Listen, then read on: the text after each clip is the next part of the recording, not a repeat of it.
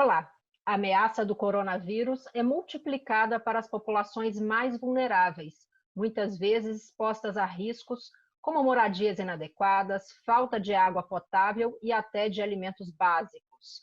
O deputado Marcelo Freixo, do PSOL do Rio de Janeiro, conversa conosco aqui no Palavra Aberta sobre sua proposta para um atendimento emergencial a essas populações. Eu sou Daniela André e converso com você aqui em modo digital. Deputado Marcelo Freixo, bem-vindo ao Palavra Aberta. Obrigado, Dani. É um prazer estar falando com vocês nesses tempos tão difíceis que a gente espera que passe rápido e que o sofrimento seja o menor possível para o nosso povo.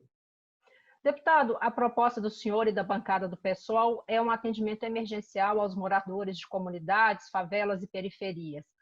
Agora, como dar um atendimento emergencial a essas pessoas que estão realmente à margem e com situação negligenciada há décadas e às vezes mais de século? Olha, primeiro que a gente sabe que a gente está só no começo dessa pandemia, a gente está numa situação muito delicada. Nós tivemos, pela primeira vez, mais de 100 pessoas mortas em 24 horas. Né? Isso não tínhamos chegado ao número de 100. Isso é uma pandemia que está acontecendo no mundo inteiro. No mesmo momento que nós chegamos a 114 mortos no Brasil em 24 horas, a Espanha registrou mais de 700, Nova York mais de 700. Lugares que têm uma estrutura de saúde e uma estrutura de organização da sociedade que não é tão precária quanto nas áreas mais pobres do Brasil. Então, é preciso que a gente olhe também para o Brasil diante dessa pandemia, entendendo o efeito da desigualdade social que existe no Brasil. O Brasil é o nono país mais desigual do mundo. Portanto, essa desigualdade, junto com a pandemia, pode ser um somatório muito perigoso para a vida das pessoas mais pobres. Né? As pessoas mais pobres precisam pegar, na maioria das vezes, conduções com muita gente. Muitas delas não conseguiram liberar o seu tempo de trabalho e ainda continuam enfrentando lugares com aglomerações por necessidade. Quando a gente fala evitem aglomerações, tem uma quantidade enorme de pessoas que vivem em famílias numerosas em casas de um único cômodo. Essas pessoas, ao ficar em casa, estão aglomeradas. São pessoas que têm uma necessidade de comprar comida e estão enfrentando uma onda de desemprego. Então, é preciso uma assistência especial aos mais pobres. Daí a importância da aprovação da renda básica, daí a importância da aprovação da ajuda econômica, financeira, emergencial a governadores e prefeitos. Isso são coisas importantes, porque são os governadores, são os prefeitos que vão ampliar os leitos, que vão garantir o isolamento e que vão fazer com que os bens de primeira necessidade cheguem na mão das pessoas. O que a gente está tentando aqui no Congresso é a sensibilidade para que essas pessoas das áreas mais pobres não precisem pagar água, luz e gás, porque não pode. Você pedir para que as pessoas fiquem em casa e elas não conseguirem ter sequer o básico para conseguir viver com dignidade em casa. Além disso, é necessária a entrega de cesta básica. E essa cesta básica tem que ter material de higiene. É preciso que você tenha ali o sabão, é preciso que você tenha álcool, é preciso que você tenha detergente, é preciso que você tenha instrumentos para fazer com que aquela família possa se proteger. Essas pessoas têm uma condição de vida já muito prejudicada.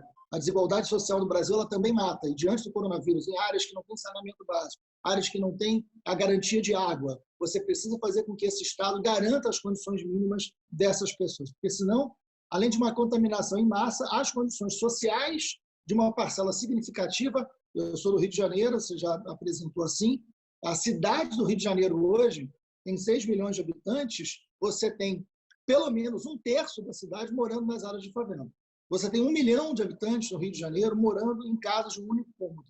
Então, Agora, estas deputado, condições... desculpa interromper, mas como atender essas pessoas que moram em locais não urbanizados? Como fazer a água chegar lá, o tratamento de esgoto, que são aí coisas básicas para a saúde, principalmente nesse caso que é uma emergência sanitária?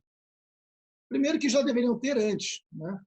Ninguém mora numa favela porque escolheu morar. A favela é uma solução, a favela não é uma opção. A favela é a saída que as pessoas têm para não morarem mais distantes dos seus trabalhos porque elas não têm condição de pagar um transporte caro de péssima qualidade. Se você for olhar a história das favelas, como elas foram construídas, elas sempre seguem a construção civil, porque as favelas seguem a opção de trabalho, a oferta de trabalho. As favelas, muitas vezes, são as possibilidades de você morar não tão distante assim dos lugares onde você consegue a mínima condição de trabalho mais adaptado àquilo que você consegue fazer. Então, a favela precisa ter... A favela é um espaço constituído da cidade. Eu sempre digo que muitos sambas do Rio de Janeiro cantam o risco que é o dia que a favela descer. Eu costumo dizer que o risco maior das cidades no Brasil é o dia que a favela não descer. O dia que ninguém na favela sair de casa, nenhuma cidade funciona. As favelas são espaços constituídos da cidade. Essas pessoas fazem as cidades funcionarem. Então não tem cabimento a gente achar que é normal essas pessoas conseguirem viver sem água, antes ou depois dos tempos de pandemia.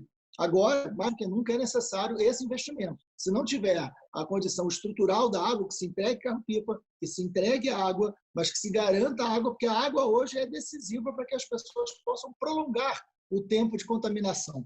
A gente não pode ter um grande número de pessoas contaminadas ao mesmo tempo, porque nós não temos estrutura na área de saúde para atender a todas as pessoas. O que vai fazer as pessoas morrerem não é as pessoas pegarem o coronavírus, e sim elas pegarem todas ao mesmo tempo e de forma rápida.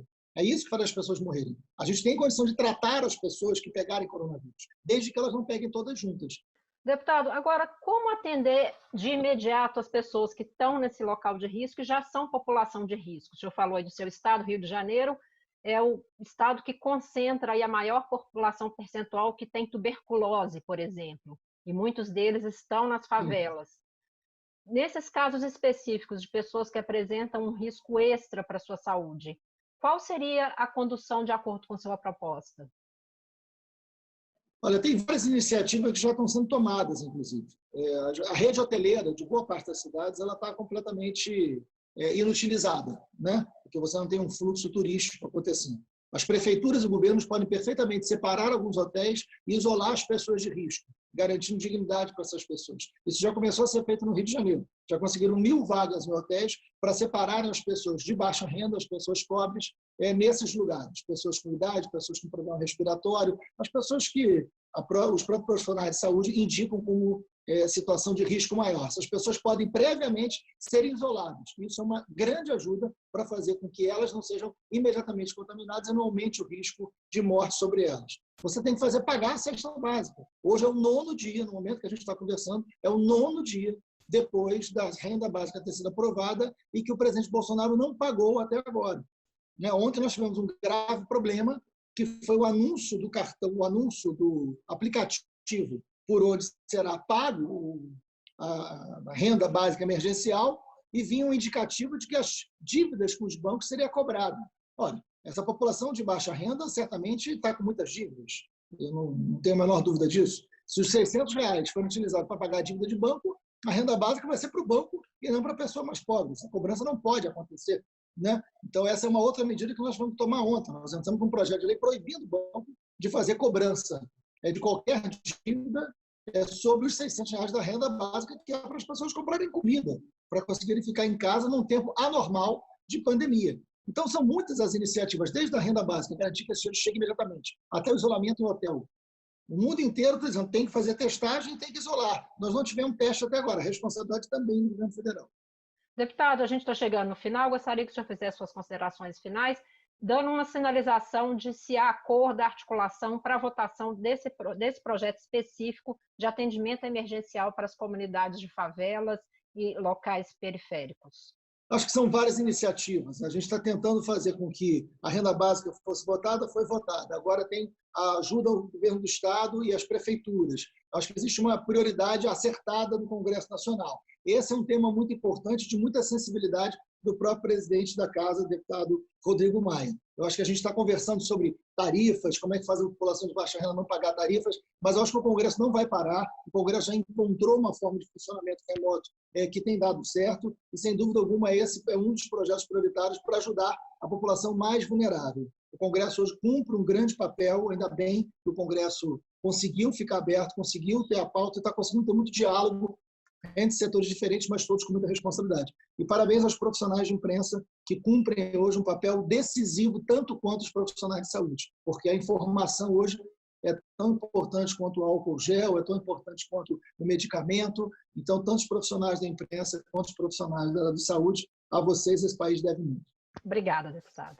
Deputado, obrigada pela sua participação aqui no Palavra Aberta. Obrigado, eu que agradeço.